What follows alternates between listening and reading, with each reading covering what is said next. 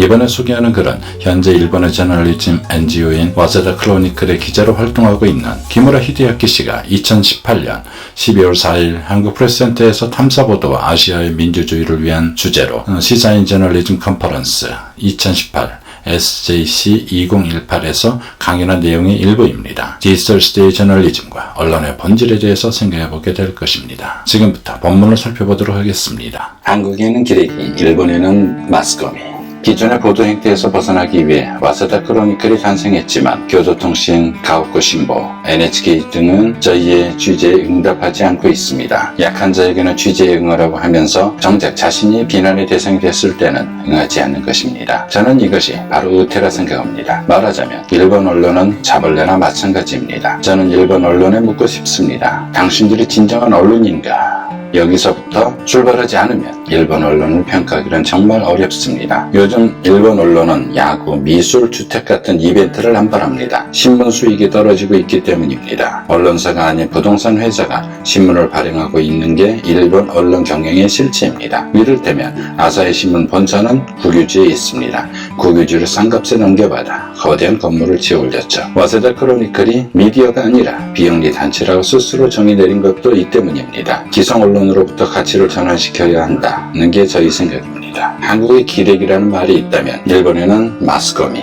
매스미디어의 마스와 쓰레기를 뜻하는 일본어 고미를 합성한 신조라는 말이 있습니다. 저희는 마스코미와 작별하고 싶습니다. 와세다 크로니클은 크라우딩 펀드도 진행합니다. 결국에는 재정적으로 어떻게 독립할 수 있는지가 독립 매체의 존립에 굉장히 중요한 부분이니까요. 독립적인 비영리 매체가 존재감을 발휘하고 발언력을 갖기 위해서는 재정적인 뒷받침이 있어야만 합니다. 그간 와세다 크로니클이 두 차례 크라우딩 펀드를 진행했는데 처음에는 550만원, 약 5,540만원, 그 다음엔 90만원, 약 907만원 정도가 모였습니다. 이 정도로는 취재비는 충당할 수 있어도 인건비를 감당할 수는 없습니다. 그래서 저는 지금도 무급입니다. 아사히 신문을 나온 뒤 퇴직금으로 살고 있었어요. 와타나베 편집장도 급여 없이 퇴직금으로 살고 있죠. 가족에게 눈총을 받아가면서요. 그래서 유료 회원을 대폭 늘려야 합니다. 한 사람당 1,000엔 이상의 기부금을 모으고 싶습니다. 돈에는 국경이 없으니 한국에 있는 독자 여러분께도 부탁드립니다. 앞으로는 공유와 협력이 더 필요하다는 생각이 듭니다. 와세다 크로니클은 2018년 5월 한국인 뉴스타파, 인도네시아 언론인 템포와 함께 국제적인 협업 취재를 진행한 바 있습니다. 이들 언론은 한국, 일본 기업이 인도네시아 현지 기업과 함께 인도네시아 자바섬의 항구 도시 치르본에 석탄 화력발전소를 설립해 큰 수익을 올리면서 공해저감 시설 등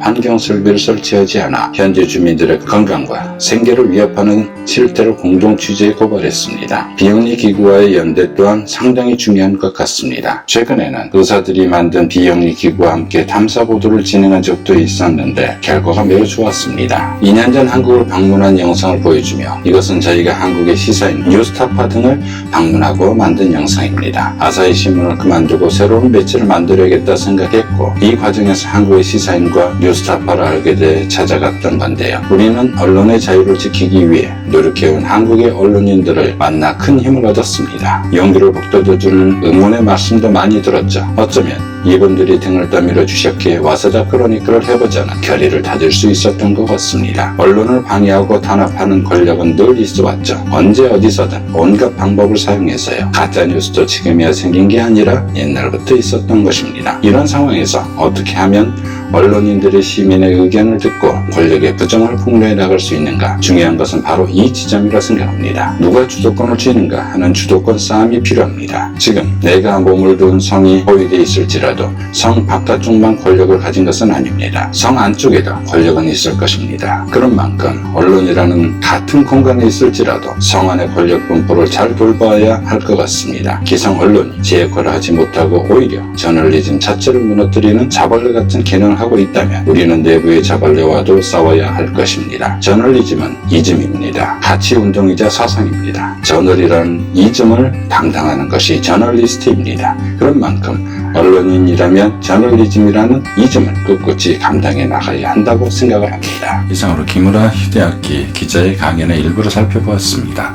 마지막으로 1984 중에 유명한 문구인 진실과 거짓이 있을 때 세상 모두가 거짓을 말하더라도 당신 진실을 고수한다면 당신은 미친 사람이 아니다라는 말로 마무리를 하고자 합니다. 세상이 힘있는 자들이 보이고자 하는 대로 보고 그걸 믿는 사람이 많은 세상에서 우리가 미치지 않는다는 것을 알려주는 것이 언론과 기자의 소임일 것입니다. 자본과 권력에 영합하지 않는 독립언론, 탐사보도를 응원하며 관심을 갖는 계기가 되었으면 하는 생각에서 영상을 제작해 보았습니다. 세상을 바로 보고 좋은 책에서 길을 찾는 우리 모두가 되었으면 합니다. 지금까지 감성 디테일 강디였습니다.